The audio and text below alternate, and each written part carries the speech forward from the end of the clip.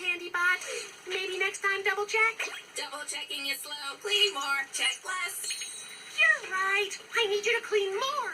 Like lots more. That's all that matters. More. Perfect.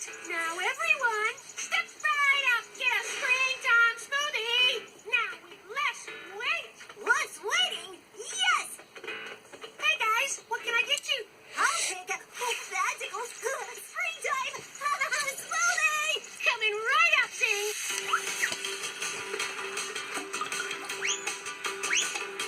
Donc, ça avance. L'entreprise Lève-toi avec des enregistrements. Bien entendu, il y a un droit de propriété, de droit d'auteur, de concepteur. Donc, tu rajouteras les chefs d'accusation. De toute façon, je t'ai suffisamment expliqué là, le joli pedigree que tu as dans le cou. Donc, on ne se fie pas au procès au Québec, on ne se fie pas au procès parce que, bon, pour l'avoir expliqué assez souvent, que présentement, la condition des citoyens de Québec, là, qu'il y a plusieurs groupes macaques, il y a plusieurs groupes qui se forment, qui attaquent, on est attaqué de tous bords, de tous côtés, là, dépendamment des raisons. Entre autres, le féminicide est présent là, depuis... Le féminicide est présent, cela fait très très longtemps. Donc, faire partie d'un groupe là contre les femmes, contre les mères de famille, contre les professionnels, les femmes professionnelles, si tu fais dans l'ensemble, et puis là, tu as des sous-traitances de maniaques qui se débarrassent des femmes en hypocrites. Donc, il y en a certains là, qui ont des titres de classement là, comme contremaître ou dépendamment des groupes, là, parce que t'es pas tout seul, il y a d'autres groupes comme toi qui existent. T'es pas le seul groupe, il y a plusieurs groupes. Ils ne savaient pas qu'il y avait un groupe à Saint-Jérôme-des-Laurentides, ils savaient pas qu'il y avait un groupe à Gatineau, ils se connaissent pas entre eux autres. Donc, je t'ai bien expliqué que le pedigree, là, un jour, on arrivera à dire, mais c'est qui est ton père? C'est qui ton père? C'est quoi le pedigree que ton père t'a laissé? S'il est contremaître de groupes de macaques, de toutes sortes de jobs, ton père peut être classé presque autant maniaque que le jeune Lépine qui est rentré dans son école puis qui a assassiné des étudiantes, les filles ingénieures, là, qui était un féminicide, parce que les nouvelles à Québec, là, c'est pas non plus, c'est assez, ça a passé le peigne fin, là, sur ça. Mais quelle sorte de pedigree que ton père puis ta mère te laisse en tant qu'individu? On va l'appeler, je dois lui donner un nom, là, parce que on va l'appeler la Caroline. La Caroline, là, ton père, là, ton père qui est policier puis qui est coach au hockey, la Caroline, puis qui monte des groupes de jobbers, puis qui fait du recrutement de jeunes homosexuels, qui a la petite main droite dans la poche, puis qui fait toutes sortes de jobs, tout ce qui est sale, tout ce qui existe. Donc, t'es la fille...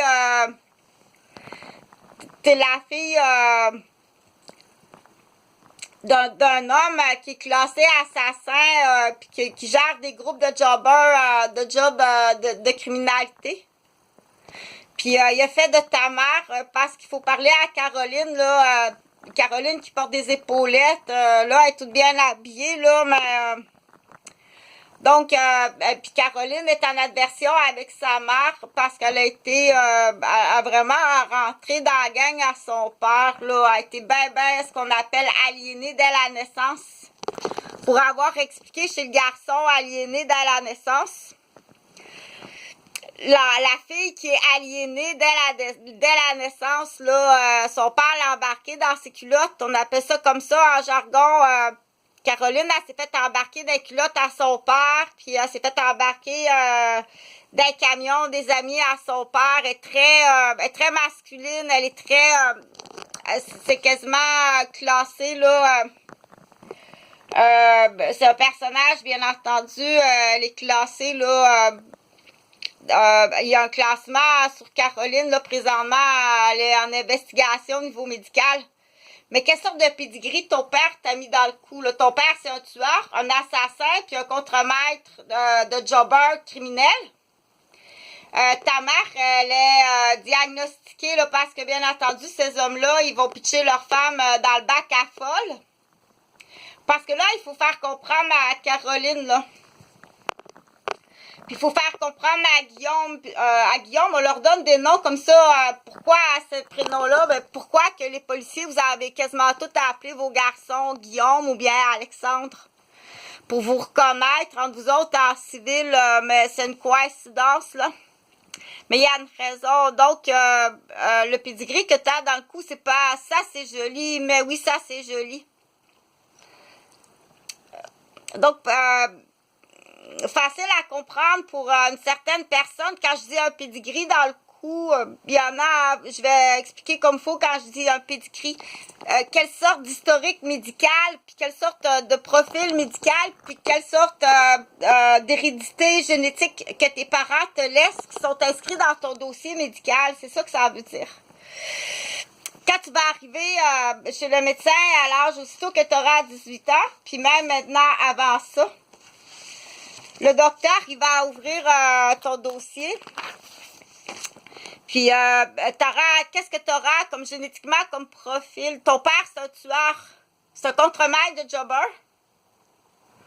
Puis, il y a toutes sortes. Il appelle ça un chef de meute. Mais c'est pas un bon chef, là. C'est un chef de meute de toutes sortes d'affaires.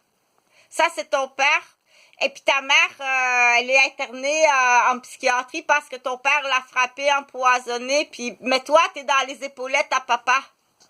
T'es resté dans les épaulettes à papa. Tu te promènes dans un camion avec les amis de ton père. Puis, donc, mais on dit, qu'est-ce qu'on fait avec Caroline ou qu'est-ce qu'on fait avec cette fille-là? C'est pour Noël, elle est habillée toute jolie, là, parce qu'une fois par année, elle s'habille comme ça, mais elle est pas trop, elle est peut-être pas trop consciente, là. Elle est pas tout à fait consciente.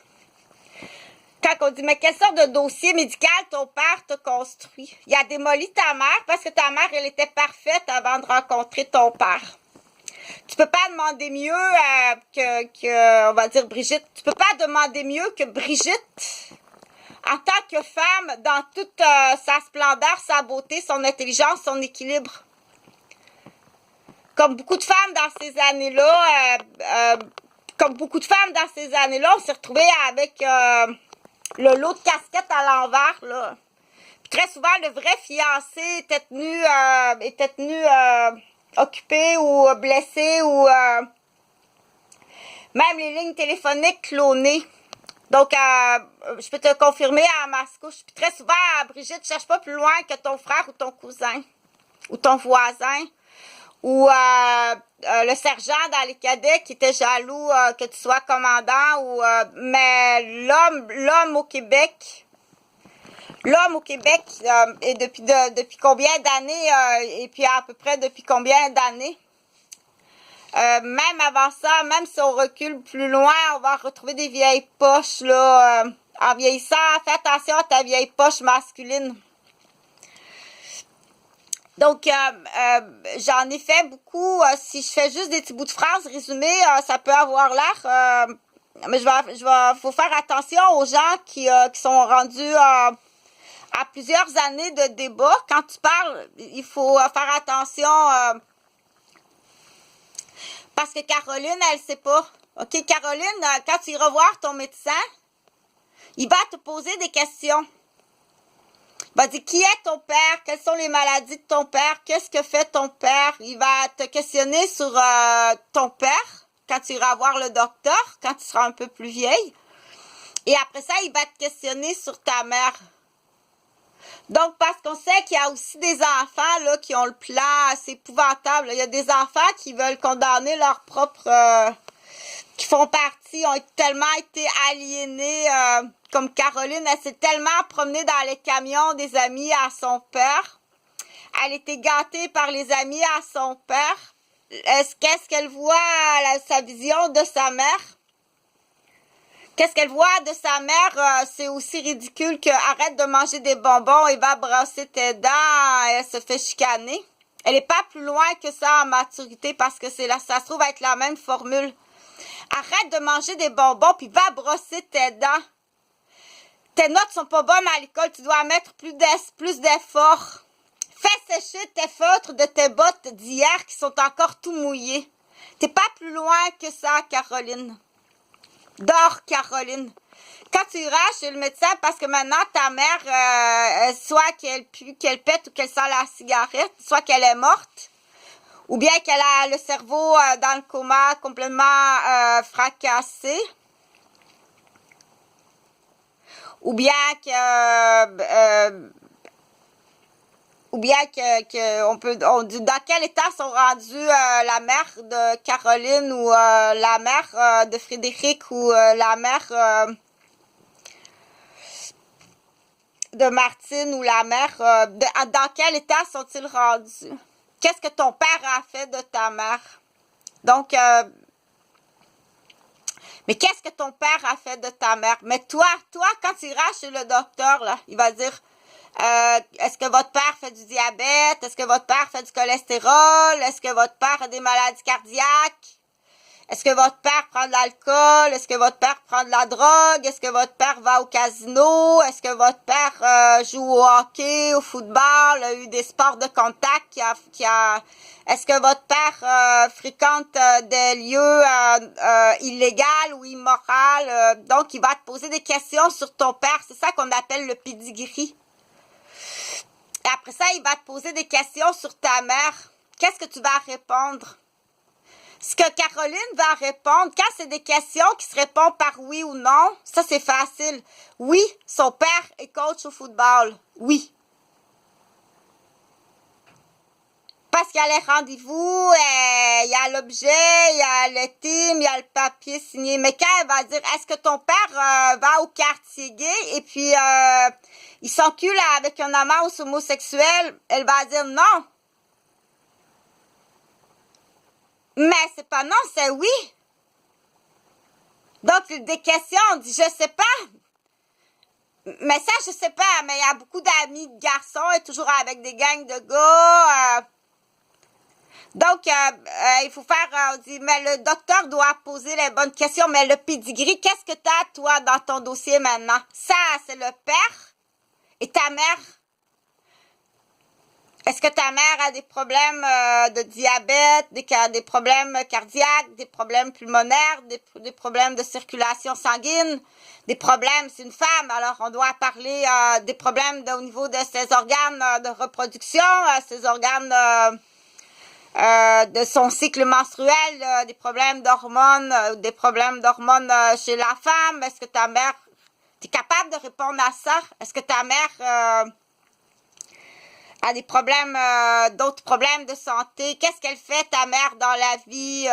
Quel est le niveau d'études de scolarité de ta mère? Qu'est-ce qu'elle a fait, ta mère? Mais c'est pauvrasse, là, Caroline. C'est pauvrasse, tes parents. Toi, quels sont ton niveau de scolarité, Caroline, là?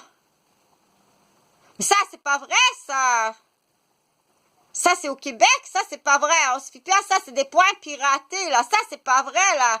Tu peux pas te vanter que t'es en sciences humaines à l'université, là. T'as fait 2 années de centre d'achat au cégep. En réalité, c'est 4e année d'intelligence. 4e année à l'international. Donc, c'est là qu'il faut comprendre. Fais attention à qu'est-ce que tu fais de ton père puis ta mère en tant qu'enfant. Et si tu te laisses manipuler, aliéner, tu n'es pas capable de discerner le bon et le mal, là, je te l'explique. Il dit, mais là, tu dois poursuivre ton médecin quand tu étais jeune, tu vas poursuivre ton pédiatre. Tu vas poursuivre ton professeur d'école, puis tu vas poursuivre ton directeur d'école. Puis tu vas poursuivre le député de ton secteur, puis tu vas poursuivre le chef de police de ton secteur. OK? Tu sais pas comment faire l'argent. Tu sais pas comment te protéger.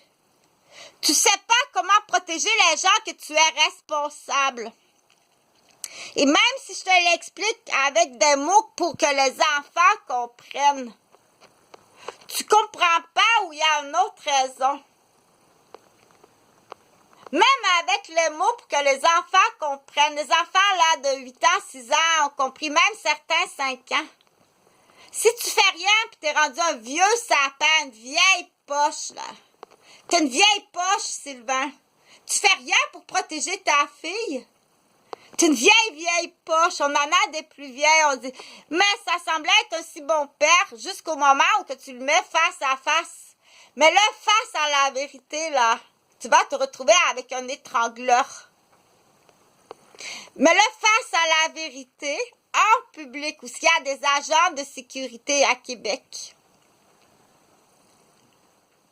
Je vais répéter la phrase. Une vieille poche, mettons, prend un 60 ans. Là. Mais un 60 ans, tu dis, ah, la vie est parfaite, l'image est parfaite, tout est parfait. 60 ans. Tu vas simplement lui dire la vérité. Parce que tu peux pas toujours ostine-le pas, protège pas, fais ce qu'il dit, fais ce qu'il veut. Tu peux pas vivre comme ça, là. Tu vas le mettre face à la vérité en public. Là où il y a des agents de sécurité, exemple, dans un centre d'achat. Il va fort possiblement te sauter au cou puis t'étrangler. Juste à tout simplement prendre ta position de femme et de fille et dire la vérité. Attention, hein, il va, puis là, mais, bien entendu, mets ton cou à découvert, là, mets ta poitrine un peu à découvert, là, avec un petit pendentif, là. Il peut même te sauter au cou puis t'étrangler. Tu peux pas continuellement vivre en tout temps en essuyant puis en t'essuyant ses plaies comme ça au Québec. OK? Donc, tu as la Québécoise qui est tenue au silence, qui a peur de se faire étrangler. Elle et sa fille. Celle qui se défend se retrouve avec des groupes d'assassins. Des maniaques. T'es un tueur. Oui, t'es vraiment un tueur. Quand tu marches, t'essaies de me foncer dessus, mais quand t'es en auto, tu me fonces dessus, puis quand t'es dans ta charrue, tu me fonces dessus, puis t'essaies de me tuer dans un ravin. T'es un tueur, le Québécois, en général. Tu vas chercher longtemps avant de trouver un Québécois qui est équilibré. Et quand ils sont équilibrés, ils ont ça dans le cou. Ou bien, ils sont comme dans cette position-là. Donc, joyeux Noël. Donc, allume ton étrangleur. C'est même pas provoquer, là. C'est prendre position. Dire la vérité en public. Et puis, mais fais ça quand il y a des agents de sécurité.